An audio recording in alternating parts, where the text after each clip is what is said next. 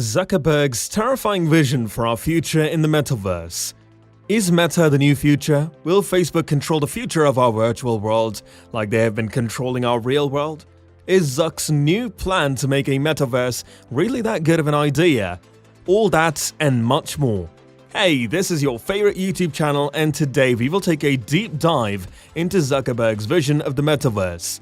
It might be a happy, bubbly project on the first look, but are they really a good idea? Stay tuned to find out. But before we get into this video, please leave a like on the video and hit subscribe and ring the bell icon to stay notified of when we post more new content like this. So without further ado, let's take a look into the Meta.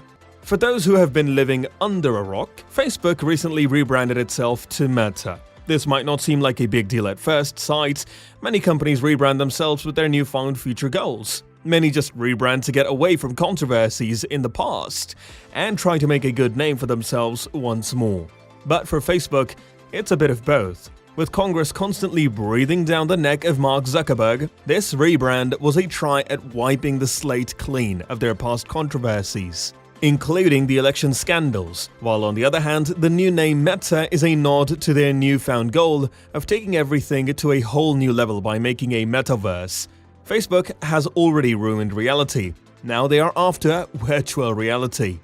Some companies are just too big to rebrand themselves. Many of us forget in our day-to-day life that Google's parent company is Alphabet. Similarly for Meta, Facebook is just too popularly known that this rebranding doesn't have any physiological benefits, rather attached all of Facebook's conspiracies to Meta. On paper, the concept of a virtual world where you can socialize, go to work, play games with friends, or just enjoy your favorite TV series on a holographic screen while sitting in your dream home next to a waterfall is so beautiful. But that will be Mark's Metaverse. Or is it a dystopian future where everything is owned and controlled by Facebook? Let's consider the first instance, working in the Metaverse. Due to recent world events, most of us already have been stuck at home and working from our home computers. But many of you might be facing working from home isn't perfect. There is no presence of work environment to motivate you. There is no bumping into other people at work and having a small talk. There is no face-to-face meeting that gets things done. Metaverse promises to solve all this. In the Metaverse workplace, you can just teleport to your office, no need for a commute to work, since it will be a completely immersive VR experience. You can change counters that just make your day or arrange a meeting where all you sit on the same table and get things done. Sounds really wonderful, but a project like this will consume a lot of resources in terms of tech and energy, not even considering the user-end costs. In the promo video, Zuck states that not commuting to work is like not flying once a year, making less pollution in the long run. But the energy requirements to run a metaverse that can support this level of complexity will use up much more energy, ultimately leading to more pollution. Let us know in the comments below if you would like to work in a VR world. It will be some time until we can reach the point where we can do a 9-to-5 via VR, but we already can hang out with our friends and socialize. Many platforms, most popularly VR Chat, allows you to make friends and spend an awesome time in a VR world. But what Meta has in the works will change the game.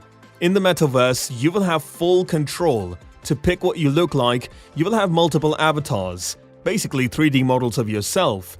You can have multiple, one for work, one for casual stuff, one goofy one to hang out with friends, and much more. You can even have a wardrobe. The clothes you have in there will be made either by digital fashion brands or real-world fashion brands who also design Metaverse cloth. Think of a dystopian future where you will have to pay for virtual clothes while also paying for real ones, and also your real-world rents. Metaverse users can decorate their walls with art and figurines that will be one-of-a-kind NFTs created by NFT artists. Even your virtual reality house can be in amazing places. Maybe you want to play solitaire while sitting on top of a volcano, or just enjoy some lo-fi beats deep in the ocean looking at majestic marine life. It will all be possible, but at what cost? Facebook is already a very intrusive company keeping track of its users in all the ways possible. What you like, what you eat, where you go and who you talk with, and much more. All this data goes through algorithms to profile you so that they can serve you with the most convenient ads. This is their whole business model. Or even worse, they can use this data at a mass scale to influence elections and other major events. Think about the amount of control that Meta will have when they will have access to your world place, your social circle, your looks, your behavior, and your perception of the rest of the world. This is such a huge power no one big tech should ever have. Currently, users of the Oculus Quest need to have a Facebook account to use their device. It isn't hard to imagine that where Metaverse becomes a reality, it will be first released on Quests, as both are owned by Facebook/Meta. Imagine having the same account for your casual gaming and your work. Now your employers can fire you based on the choice of the games you play or something you do in your free time. The thin barrier between work and play will be lost, and all resemblance of privacy will be gone forever in this virtual world. Let us not forget how vulnerable the whole system is. Back in 2018, Facebook had a security breach. Over 50 million users' data was compromised in this attack. Also, remember how Facebook was down for a whole 8 hours a few months back because of a DNS oopsie? When your whole life will be integrated in services like Metaverse, run by a company with the track record of Facebook, there will be a lot of concern about security and privacy. If someone manages to hack your accounts, they now have access to everything that you worked for.